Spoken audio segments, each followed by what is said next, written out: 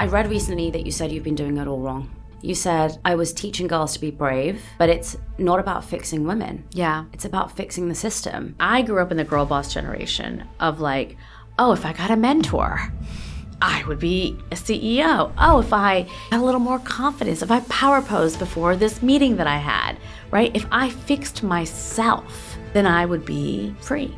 What I failed to realize is like, I was all good. Like, I didn't need any fixing.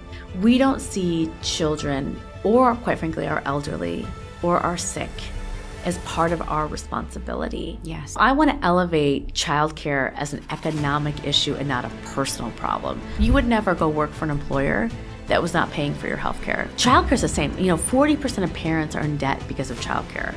More people pay more money for their childcare than they pay for their mortgage in this country. When women have children, they essentially have to look at what's the cost of my childcare, what's my salary, and what makes sense. And because invariably, Nick and Nahal are going to get paid more than we are in the marketplace, guess who's going to have to downshift their jobs? Us. So true. That's why we have inequality. Reshma, I don't think I've ever said this to your face, but I talk about you in every podcast because it was 5 years ago, this time 5 years ago, that I came to New York on a holiday. Oh, wow. And I said to you, can I shadow you for a day? And it's so interesting because I think when you're younger, it's such a normal thing to do. Hey, can I come shadow you? Can I come spend the day with you? Yeah. And as you get older, it seems like a very weird thing to say to someone. But it was in coming to shadow you that you took me to your office. I remember you asked me if I wanted chicken and salad for lunch, and I'm vegetarian. You're like, oh, okay, well, then you're going to have to find your own lunch. And I was like, huh? This is so weird. I don't understand what's going on. And then you said to me, do you want to come record a podcast with me? And I said, okay, sure. And I remember so clearly wanting to, being so excited because I thought I was going to go into this, production set. And I was seeing all these podcasts online like Tom Bilyeu and Lewis Howes and Jay Shetty. And I had this idea in my head that a podcast is like this. And if you don't have a set and a crew, you don't have a podcast. And it was in coming to your meeting room with no windows and no camera and just you and a mic, and you had an assistant there with you, and you speaking so passionately about a topic that I thought, hey, I can do that. And I think that everything that I've done has stemmed from my inspiration from looking at you, because when I met you in London, I'd never seen such a strong, confident woman be praised before. It was always something that I had to hide away from. So everything that I'm doing, every reason that I'm here is because of you, and because I came to see you one day at your office. And so you are really the inspiration behind everything that I do. And I just want to say that. You just you're so sweet. Made my life. Well, I feel like I when I met you, I immediately saw how much talent you had, and I think the gift that you could have. I think I've had such a blessing of having people who kind of saw me before I saw myself. Yes. And I think that that's so important for people to have that in their life. So I feel like all I do is like pay forward what I've been given. So I was grateful that I could give you a bit of a window to yourself. Yeah, you did. And I think that so much of the time we look at something and we think we have to do it in that exact way to be successful, right? So I was looking at podcasts and thinking, I need to do that, otherwise I'm not going to be successful. Yeah. And I remember you saying to me, just start. Don't quit your job. Just start. Just start talking, see where it gets you. And here 4 years later, I have a studio. I have that. Does that mean I'm more successful? No. Right? It just means that you actually went for it. I mean, listen, I think especially women fall into this trap. I mean, when I started my podcast, Brave Not Perfect, I was like, well, what does a podcaster sound like? What should I sound like? And I would literally listen as if I was going to replicate someone else's voice. And I think the idea for women that they can just talk. Yes. And that someone thinks that what they have to say is interesting, that other people want to listen. It's so unfathomable that we think we have to almost act our way like a podcaster. So true.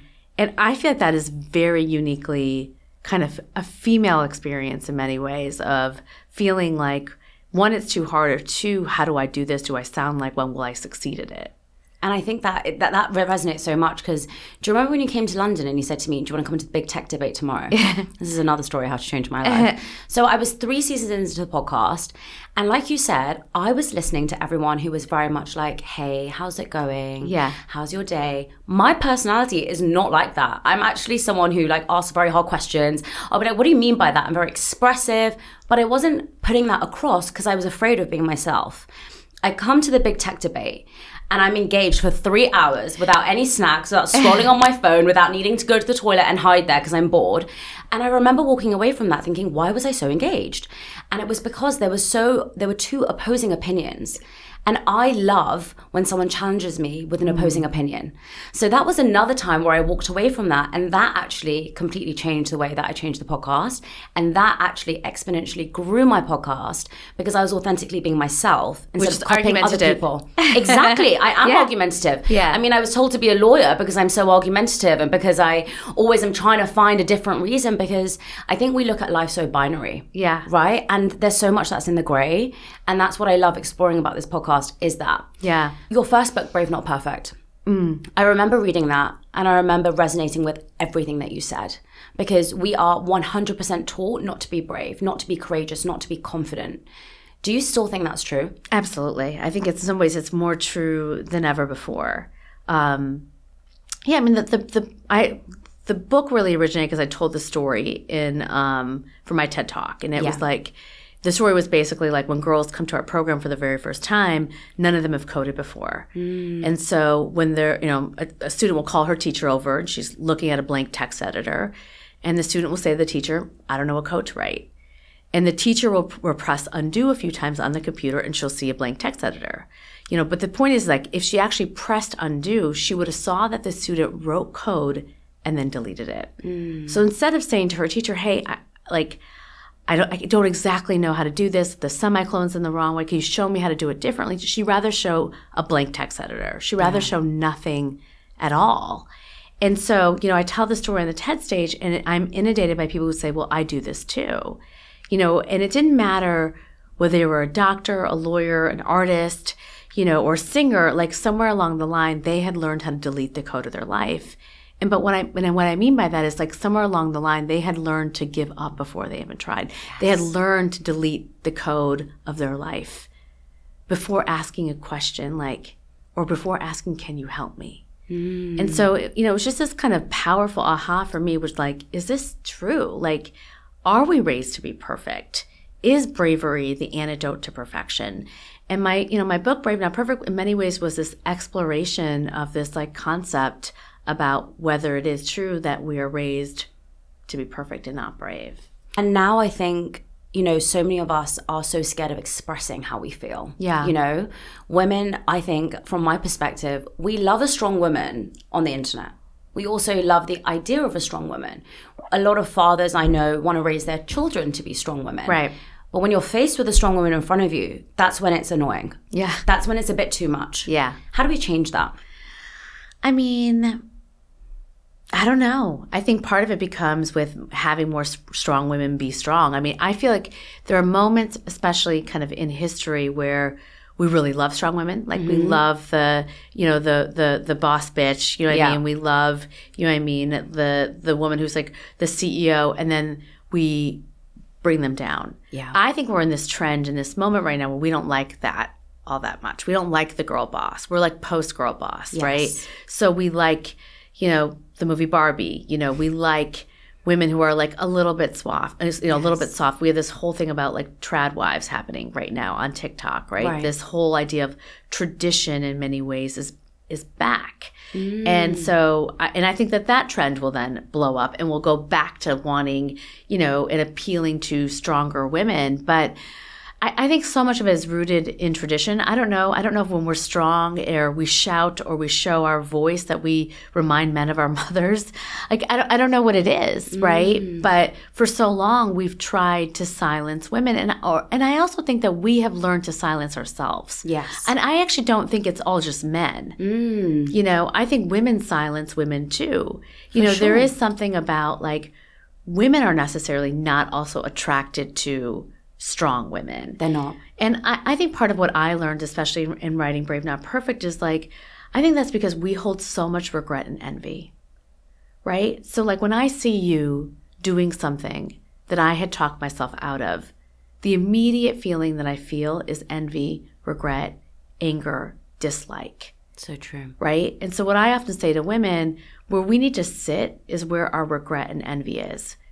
Because sitting there means that we're having to explore all the things that we talked ourselves out of because we thought we weren't good enough, we thought we weren't smart enough, we thought we couldn't do that. See, men don't have that. No. I don't, like my husband Nahal has very little regret or envy for any man. Like when he sees Elon Musk, he thinks, oh, I can be him. Yes. He doesn't have regret or envy.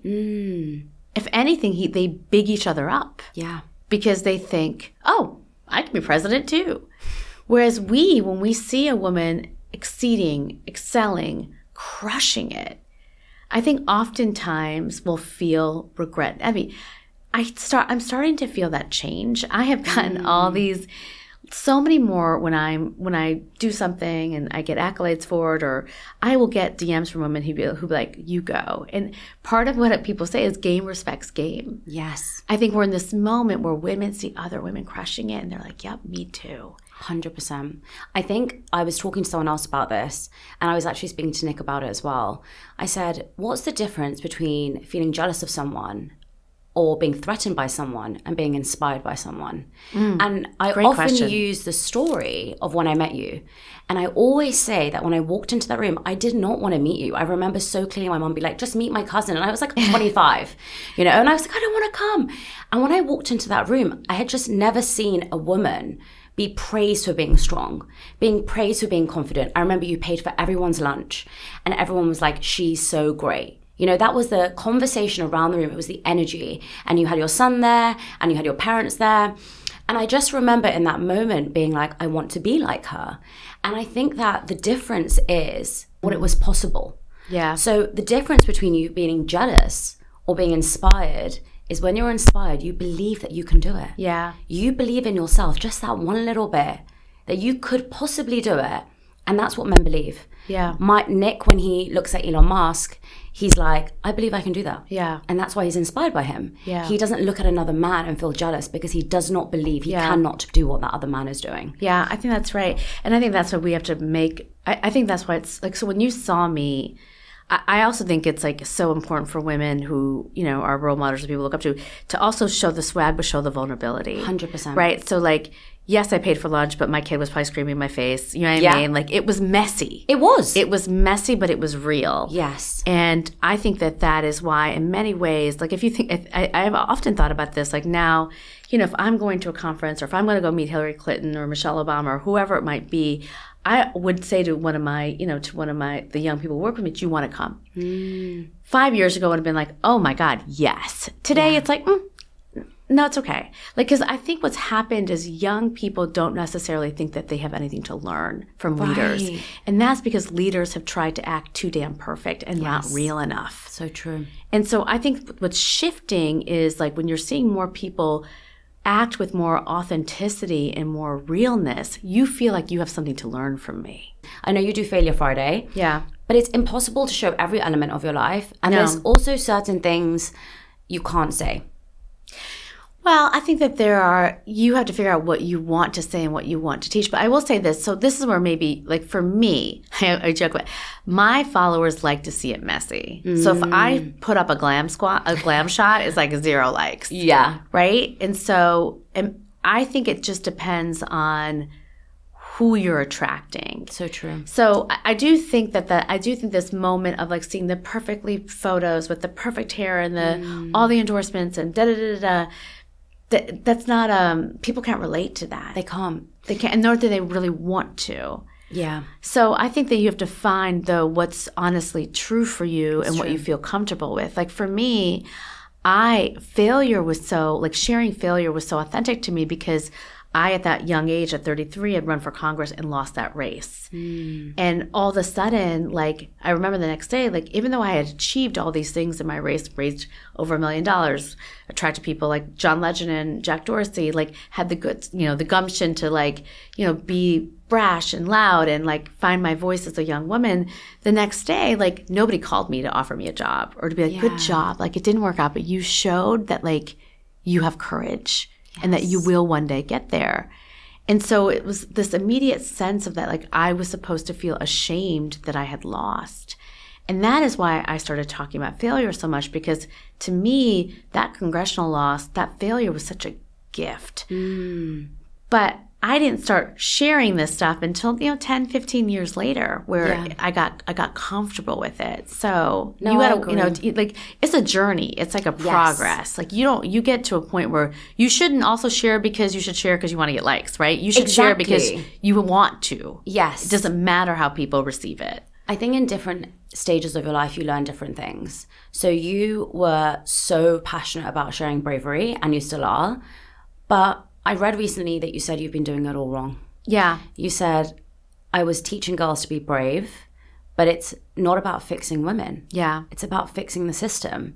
And for so long, I was focusing on the individual, and I should have been focusing on the broader picture. Yeah. I mean, look, I had this big aha during the pandemic when I was having my second son, Cy, via surrogate. I was finally going to take time off. Girls Could have just had a Super Bowl ad. I was, on top of the world professionally. Yeah. And then personally, I had just gone through 10 years of fertility. I was finally having the second child I was waiting for. And then the pandemic hit and my whole world crashed. I had to save Girls Who Code from being shut down. I had to homeschool a 5-year-old, take care of a newborn. And it's when I saw all these women, being pushed out of the pandemic because they had caregiving responsibilities. Right. Whether you're in India, England, or the US, 2/3 of all caregiving work is done by women, both for children and for elderly parents. And oftentimes, we rely on our childcare providers, our schools, our daycare centers, right, to then be able to do both of these two jobs that we hold as being a mother and as being a worker. And so when the pandemic happened, all that infrastructure was shut down. And in America in particular, we don't actually have a solid care structure. So we're the only industrialized nation that doesn't have paid leave. We're the wealthiest nation where people pay the most amount in childcare. And so this is why you saw this exodus of women being pushed out of the workforce. And I saw for so many of my students that were on their way to college, because their mothers were essential workers, instead of going to college, they had to stay home and take care of their siblings. So you see in particular for girls how this, this broken cycle of care creates this generational cycle of poverty where we keep pulling girls down. And so I had this big epiphany of like, wow, like I could teach millions of girls to code, but if I didn't help their mothers, if I didn't help solve the care crisis, I have not fixed anything. And then also had this epiphany how like I've been trying to fix the wrong things. Yeah. I do think I grew up in the girl boss generation of like, oh, if I got a mentor, I would be a CEO. Oh, if I, got a little more confidence, if I power posed before this meeting that I had, right? If I fixed myself, then I would be free. And what I failed to realize is like, I was all good. Like I didn't need any fixing. I was being tricked. We have to remember that like 75% of high school valedictorians are girls. Like in the United States, we have affirmative action for men getting into college because girls purely on test scores and just performance are smarter, better. Way. Yeah. And so we've had to change the rules, honestly, quite frankly, to get more parity of men. But then something happens in the workforce where all of a sudden it's flipped. Right. Right? And that when you look at the top ranks of leadership, you look at the top ranks of management, it's men. The reason is because we become mothers. And all of a sudden, right, we are downshifting our careers because we don't have affordable care, right? Because we don't have paid leave. The vast majority of women go back to work 2 weeks after having a baby. And then there's something called the motherhood penalty, where the minute you become a mother, I suddenly pay you 6% less and pay him 4% more, right? So there's a premium for being a father, right? There's a penalty for becoming a mother. And it's those structural barriers. is what then increases the inequality gap between men and women. So it wasn't until I started working on this issue that I started learning about these things and recognizing how, well, this is the reason why we don't have equality. It's not because we needed to take another class, needed to get another skill set, needed to get more confident, needed to get rid of our imposter syndrome. It's not because we needed to fix women. We need to fix the structure. There's so many things you've just said. I'm going to start with the first thing that you spoke about in terms of women are primary caregivers. Yeah. There's a lot of arguments on the internet that I've seen where it's, but women are naturally nurturing. That's your role. Men don't have that. Biologically, women are different, and therefore they have this intuition. They have this DNA within them that allows them to step into that role. Men don't have it. Yeah, I think that's just all this whole biological argument has been like debunked, right? That and I talked about that in Brave Not Perfect, that we're somehow wired to be nurturers. I mean, I think that's the excuses that we've created using pseudoscience to justify the way that we've set up society. I mean, look, I would argue in the United States, it was just, we've had very core of kind of American tradition is a woman's role and a man's role. This got changed in World War II when men went off to war, and we needed women to work in order to basically, build, let the country continue to function. Yeah. And so we recreated society in a way that would allow that to happen. So we had government-run daycare centers. Yeah. We shifted the work hours. We gave women paid leave. We made society function as if women were the primary workers, and it worked. Yeah. And then when they came back home, we went back to the way that it was. We kind of had a window into this during the pandemic too. Yeah. Right? We were more acceptable for remote work. I know, in the UK, 4-day work week, right? Yes. Like we had a lot of policy changes, for example, in the UK around paid leave and childcare and so many other places, and the world didn't fall apart. Stocks soared, capitalism thrived, you know what I mean? People built businesses, and, women were happier. The argument for remote working now, though, is people are just not as productive. People are able to do like side hustles. So someone gave an example saying, well, you were able to do your podcast and then you left the workforce, right? And I was like, yeah, you're right. I used to work until 9 a.m. on my podcast, and then after 5, and if I'm honest, in my lunch break in between. Yeah. And so a lot of people are worried about letting people work remotely because their focus isn't there. Yeah. I mean, listen, I don't know about you, but I always had side hustles when I was at a 9 to 5, 9 to 6 job. I went to the gym every lunchtime, maybe longer than lunchtime. Mm-hmm. You found a way to like do other things. Yes. Or always goof off. I think that actually for remote, but I will say this, like remote work works and is important for people that need to own their time during periods of time where they need that. For example, if you've just had a child and you're just kind of sorting out like your childcare and work, right? And your health. If you're taking care of an elderly parent and, it's this moment of time. Maybe your father has 6 months left to live and you are trying to figure out how to take care of him, how to be in the hospital, how to make sure somebody's there to make sure he doesn't fall, right? There are periods of time where you have an illness, right? There are periods of time where workers need to have that flexibility, right? And I think that, but it's also true that, quite frankly, it's important for us to interact with one another. 100%. We have a remote team at Moms First, but we come together, you know what I mean, every quarter. For those of us that are in New York, we try and find time to like do a working lunch together, do a meeting together. So it's not just one or the other. It's just interesting to me that like we haven't like moved from the conversation of being like, are we in work or out of work, towards the design. Yes. What should work look like? How can we redesign it? For this moment that we're in, for the technological advances that we have, for the needs that people have showed that they, want to have. I did a podcast in London and Mo Gaudat was telling me that the goal is to work efficiently. Yes. It's not to work for longer. Yeah. So a lot of the time we work at our desks during our lunch break thinking, oh, okay, I'm going to get loads of stuff done. And then for the rest of the afternoon, you're surfing exhausted on the internet. Exactly. Yeah. And I think the argument for a lot of people is, why should I let you work from home where I can't keep an eye on you, number one? So it's that control. Yeah. But number two, It's your choice to have a child. Yeah. Why should I pay for it? Well, listen, I think the reality is a dying society is a society that has a declining birth rate. You know, I think this is the problem. We don't see children or, quite frankly, our elderly or our sick as part of our responsibility. Yes. You know, society is always judged by how you treat your children, your elderly, and your sick, period. And, you know, if you look at nations that have, quite frankly, had the wrong policies on how we take care of children, they've had a declining birth rate because potential parents, like you say, look at that and be like, I can't afford to have a child here. Yeah. Like, why bother? And you don't. And then you don't have a growing workforce. And you, quite frankly, die. Yeah. It's so true. It's just proven, right? And so I do think I do feel like a lot of where I'm focused on right now lately, and maybe this is like my pivot and like my next body of work, is really like, what has happened to us as a society?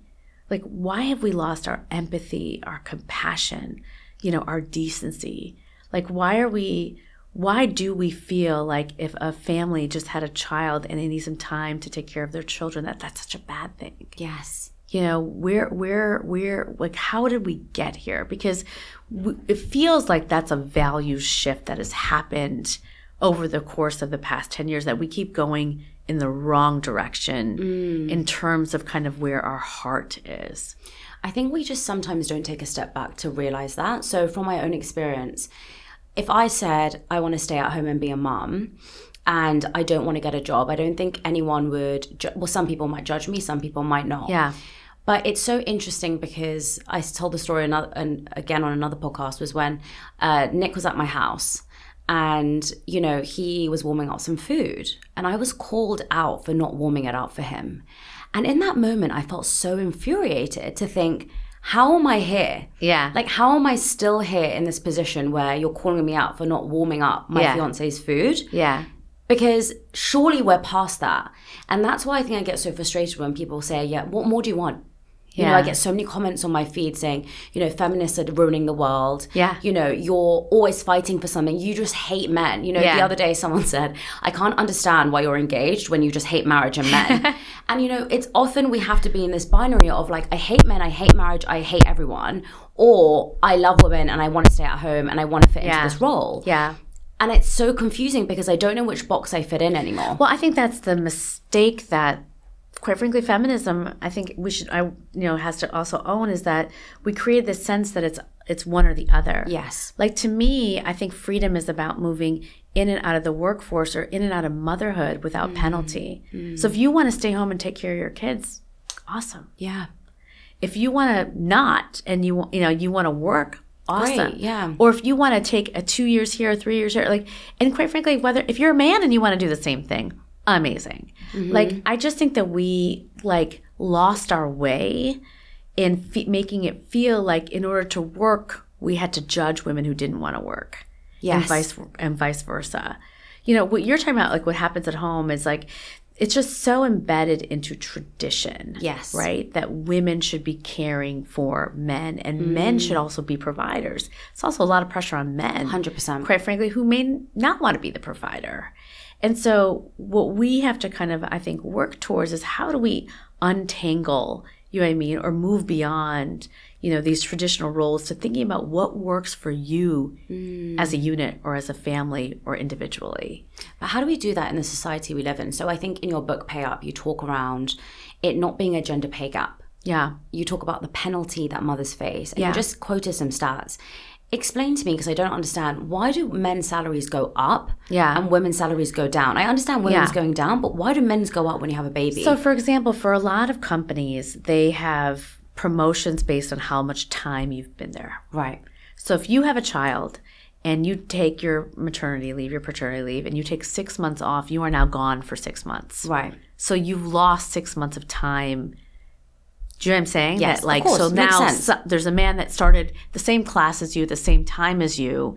He didn't take that 6 months off. Right. Because that's the other problem, right? Most of the time, you know, a lot of these companies still don't have gender neutral paid leave. So women get to take 3 months off, men get to take 3 weeks off. Right. So you create this disparity essentially, in terms of like promotions and in terms of, getting assignments, et cetera. That's baked in. The second thing is I think we still have this innate bias that if you're a father, you need more money because you're a provider. Right. And if you're a mother, you're now distracted. So you're not as focused. You're not as you're not as committed to your job. So you hear, and I mean, there's just so much data backing this up of like, again, like it's not the same rate of promotion. You don't get the same types of opportunities, et cetera. And so it is really like what we encourage companies to do all the time is like literally print out your, your workers, your database, your salaries, and look and see where the difference is. Like, do you have a father and a mother that you are paying differently that are doing the same exact job? People will say you get more skilled the more time you do something. So there's me and then there's John. Me and John have started at the same time. I have chosen, in other people's opinions, this is not my opinion, I have chosen to have a baby. John has not chosen to have a baby because he wants to earn £5 million in this company. Why is it fair on John if we both get paid the same when I have chosen to take 6 months off on a holiday, that people like to call it, and we get paid the same? Well, I think the reality is first of all, I think the question is a lot of people take time off for different things, sabbaticals, illnesses, etc. Right? And so I think that we have to look and say, are gaps in resumes significant enough that you've lost that skill set? That all of a sudden this PhD or business degree or bachelor's degree that you have, that it's no longer worth the same because you've had 6 months where you're not, quote, working. Right. And I think we put too much emphasis on time, gone from work. And in that it is directly related to you no longer having the skills that you need to perform your job. I think the second thing is are we valuing the role that people have in having children? Like, I think it's a very important role that parents, quite frankly, play in making sure that our society remains innovative. You're replenishing the workforce. So you wrote Pay Up. Yeah. Why did you write that? Because I think that like I'm like on a mission to basically reframe the conversation. So like right now, as we're sitting here, every woman who is working at a company probably has been invited to participate in some sort of training that's about making her better, giving her more confidence, getting rid of her imposter syndrome, having her learn AI, whatever it is, right? You are basically saying to women, the reason why we don't have equality here, the reason is because you don't have the same competency. And I think that is bullshit and a lie and a strategy to keep us not focused on what the real issue is, which is structure. So I say to women, instead of participating in those systems, you should be asking your company, what are your childcare benefits? What are your paid leave benefits? How do you promote moms versus dads, right? What are the systems that are in my workplace that are going to allow me to just not just survive, but thrive? And not just me, but quite frankly, people who take care of elderly parents, dads, right? Like, how are we supporting caregivers in the workplace? So how does Mums First support that strategy? Yeah, so we're building a movement to fight for paid leave and to fight for childcare and to like change the conversation around motherhood in America. And I would argue, globally as well. So what we're doing first is like working with businesses. So I want to elevate childcare as an economic issue and not a personal problem. Right. So the way we treat childcare is you have a child, you don't even mention it at work. You don't put the picture up. So you don't say, you know what I mean? So if you have like an emergency, you just like, oh, I got a networking lunch. We separate our identity as parents from our worker identity. And that's the way we've treated it. But if you go back to my value of saying that people who are having parents are creating a value for society, right? It's not a personal problem. It's an economic issue. If I can't work unless I have childcare, right? Then you simply are not going to get the most innovative people as part of your team unless you solve that. It's the same thing. It's the way we treat healthcare. You would never go work for an employer that was not paying for your healthcare. So because if you have some seismic problem and you can't pay your healthcare bills, you're done. Yeah. childcare is the same. 40% of parents are in debt because of childcare. More people pay more money for their childcare than they pay for their mortgage in this country, right? So it is a huge, huge, huge factor. One of the reasons why, again, the United States has the largest, the most educated population of women with the least amount of labor market participation. Now, people used to justify and say that, well, when women have children, they want to stay home and take care of their kids. That is not what's going on. When women have children, they essentially have to look at what's the cost of my childcare, what's my salary, So true. and what makes sense. And because invariably, Nick and Nahal are going to get paid more than we are in the marketplace, guess who's going to have to downshift their jobs? Us. So true. That's why we have inequality, right? And so in order to actually have a fighting chance of getting to a place where we have equality, we had to fix childcare. I was looking at the stats in the UK and it's very similar. And I came across this article of, you think that stay-at-home mums are at home out of choice. But what do I do? Because I cannot pay the childcare and then I'm stuck at work every day and I don't get to see my child. Yeah. So what do we do? Right? And I think that's the issue that people are struggling with right now. And then it's, you're just a stay-at-home mom and there's a judgment on that too. Yeah. How do we change that ourselves? Because I understand you're trying to do that in the US in terms of policy. Yeah, it's about solidarity. I think if you go back and look at like when women's labor market participation happened, pretty much over the globe, it was like the 1970s. And we had an opportunity there, I think, to not create division between staying at home and working. Yeah. And saying we're all the same. Yeah. And we missed that moment. And I think we have this moment again, to kind of come together as one. It's funny, someone was saying, like, when you think about brotherhood, you think about a unit, right? You think about a group of people. When you think about motherhood, you think about one person doing something. Yeah. So true. We have to redefine what motherhood was supposed to be, which was a village, right? A sisterhood. Yeah. And a sisterhood that kind of is fighting for what it needs to survive. Like, motherhood is dying. Like, I don't know. I mean, when I talk to folks, your age, they don't want to have children. I 100% do. I know. You want 100 children. I was the same way. But it's different now. And I think the expensiveness of it, it's crazy. The lack of respect and dignity that comes with it, like all of that, people are making these kind of choices and saying, I don't know if I want to choose that. The difficulty I find with a lot of issues I talk about is people say you're part of the problem. You're creating the problem because, we dealt with it. A lot of the time, the comparison to the generation before is we just got along with it. Yeah. Gen Zs and millennials complain about everything. Women have rights. You get to do what you want. What more do you want? And, why should my company pay for you to have a baby? Yeah. I think it's interesting because I do think that companies recognize that, like, they're missing out on talent by not solving this problem. So I think that narrative is shifting. Like, I actually think the private sector is so on board to saying, damn it, fix this, right? Fix the broken model of childcare so it actually works for families. Yes. And, that benefits women and men, moms and dads.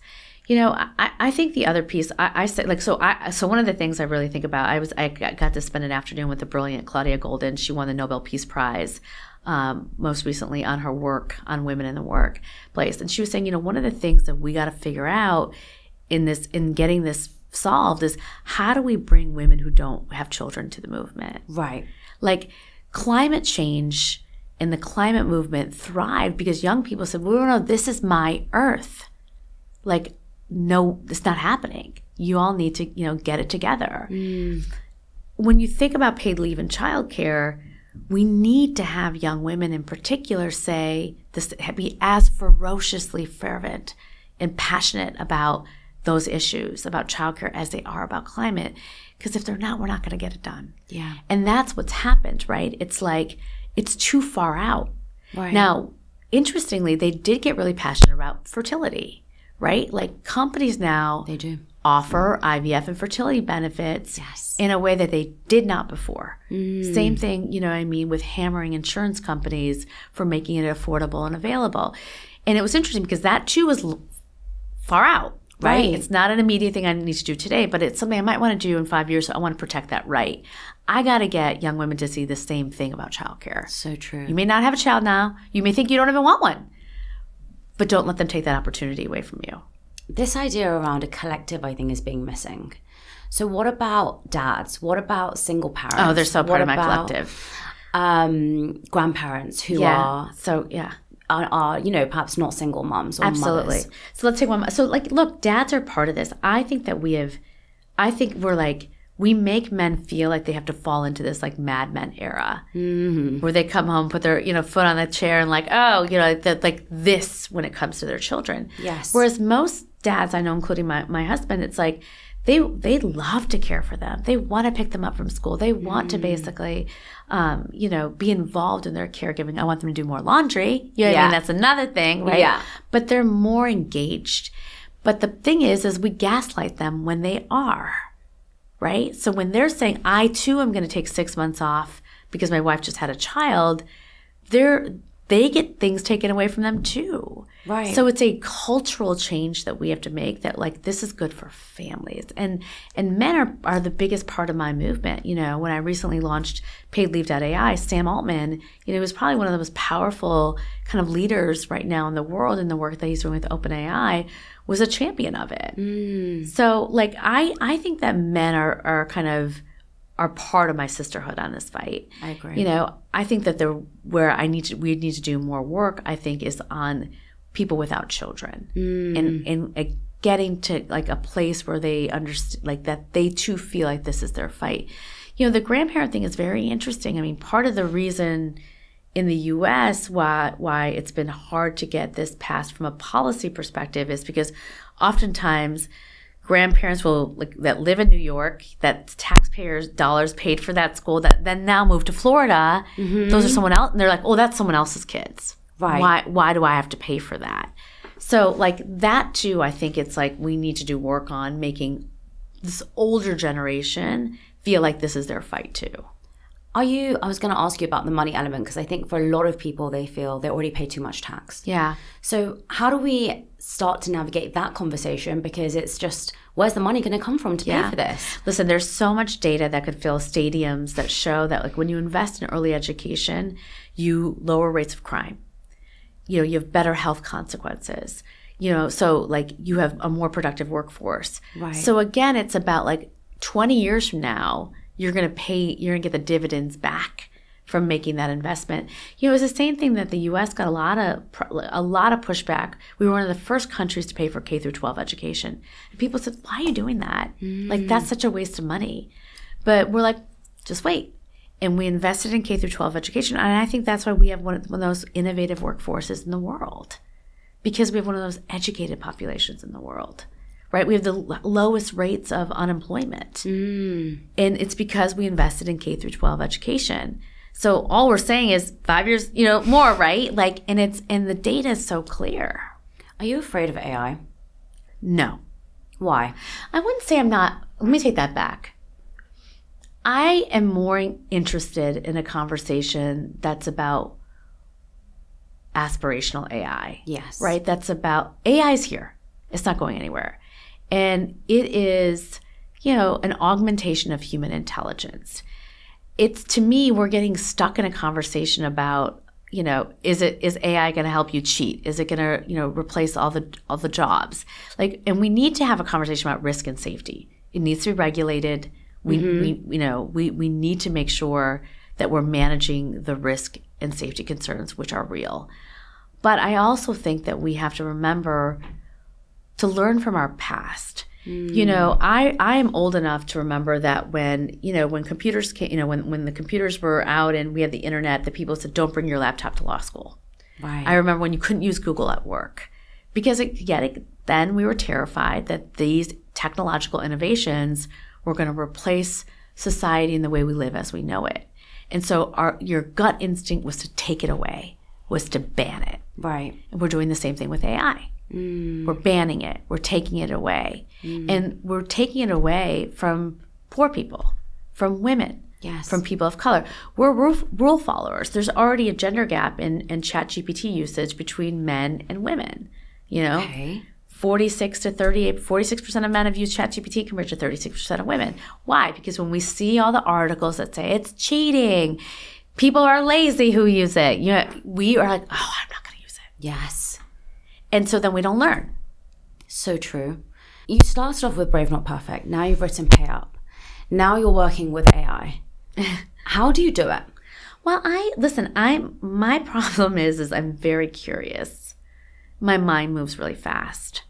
Like I'm just constantly thinking and seeing and feeling. Right. I think that my God-given gift is two things. One, I've always been able to see around corners, so I'm always ahead.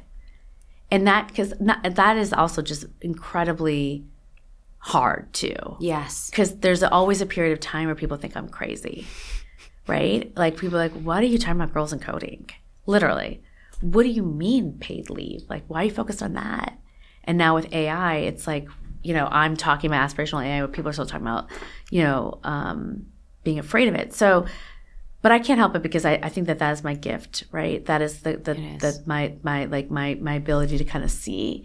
And I can't help the fact that I'm just really curious, and so my mind works. And so I don't mean to start something, but I start learning about something, and then I'm like, well, why not we do this? And then it's like, then I'm there.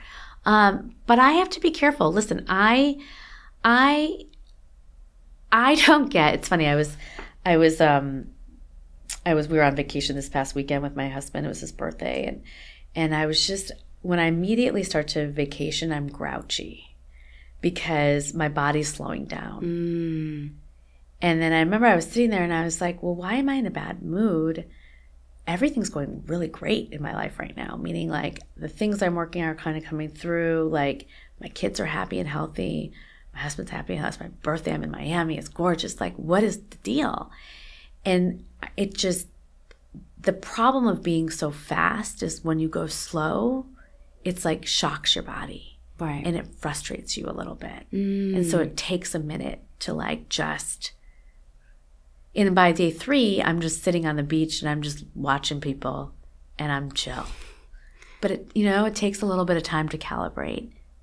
What are your thoughts on toxic productivity? Huh? What are your thoughts on toxic productivity? Oh, it's horrible. I'm like a product of it. How do you stop that? You have to turn your mind off. It's why I'm doing a lot of work on spirituality and meditation and sitting with my uncomfortable thoughts, making myself go to yoga.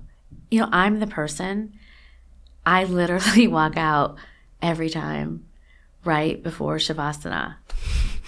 Because I'm like, okay, it's done. Like, I did it. I need to go. I need to go. Yeah.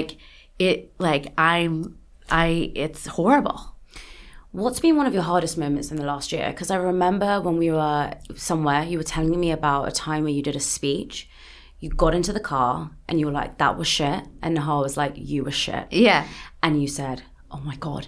And then you said, when I recognized that I was shit, I was like, I'm never going to do that again. Yeah. And I always remember that. And that's actually never made me feel scared because I'm like, well, if you felt shit, and it was a big speech, I can't remember what you were talking about.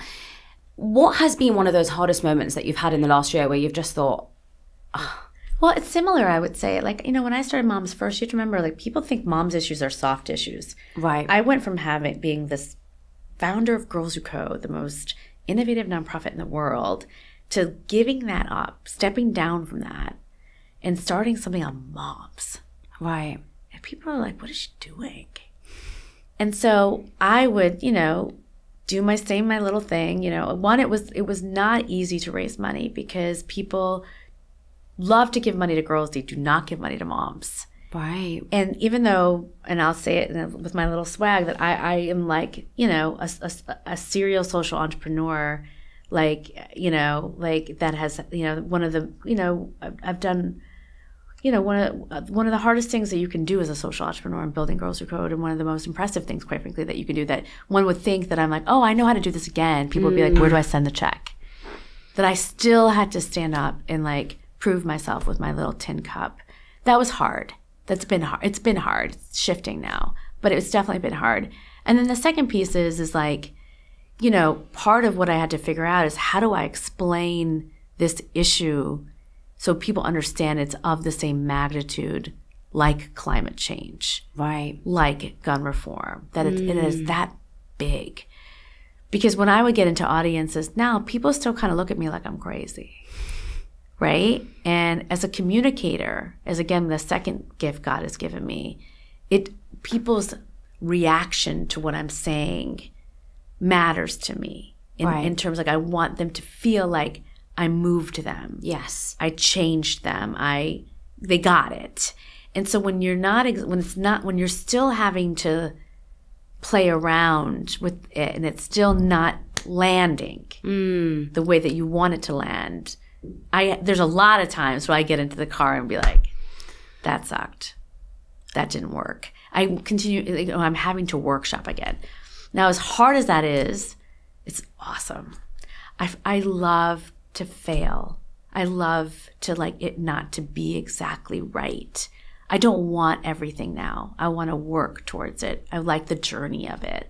I like the moment I'm in right now, where I'm like, oh, it's happening. Like I know when it's happening. I'm like, oh, it's happening. It's like clicking. People are getting like there's other people talking about it. There's like it's happening. And I feel blessed that like right when I launched it, people didn't get it right away and it didn't go like this. The longer it takes, the better it feels. Yeah, and the other thing is like, it's not just my credit. Like there's so many women who have been working on this for so long. Yes. That I feel, someone said to me when I was starting this, said, I'm so grateful that you're deciding to use your gifts towards this fight. And I keep remembering this woman, Jennifer, I keep remembering her words because it's true. I feel like I was able to use my gifts towards this fight. We haven't won yet. We're a couple years, 5 years ahead from it. But that is what I will do again and again and again, is use my gifts towards another fight and then another fight and then another fight. How do we find our gift within us? Because we all have strengths. I don't know. I pray on it. I know. Like I do. I ask, like, I feel like when you know. Okay. And part of it is like clearing yourself of the other things that you think are your gifts but aren't your gifts. And what's the best quote that you've ever heard that you've lived by? Oh, gosh. Well, there's a, and I won't be able to recite it, but it's like a long quote. It's like The Man in the Arena by Roosevelt. And the thesis is basically like, it's better to get into the arena and try than to have never tried at all. And that's how I feel like I live my life. You're not all, I have come to the conclusion that I probably will not see the fruits of my labor in this lifetime. Okay. Meaning what I mean by that is like in this moment, women's reproductive rights are being taken away. Yeah. It's like women don't understand, people don't understand the importance of childcare and paid leave. Like we're pulling back on DE&I. We're still having the same conversations we feel like we've been having over and over again. And it may continue to feel like that, right? Yeah. For the next 30, 40 years of my life. And I may die not being like, I solved it. You know what I mean? We're equal, right? The likelihood of that is very, very, very small. But it's still a fight worth fighting for. And that's why it's important to not burn yourself out and to not give up all of life's joys. Yes. For that. Before we close, what's one thing you want to tell girls out there to keep doing and to not do? To never, ever, ever give up and to never let someone tell you that you don't belong, that you're not good enough. I love that. Thank you so much.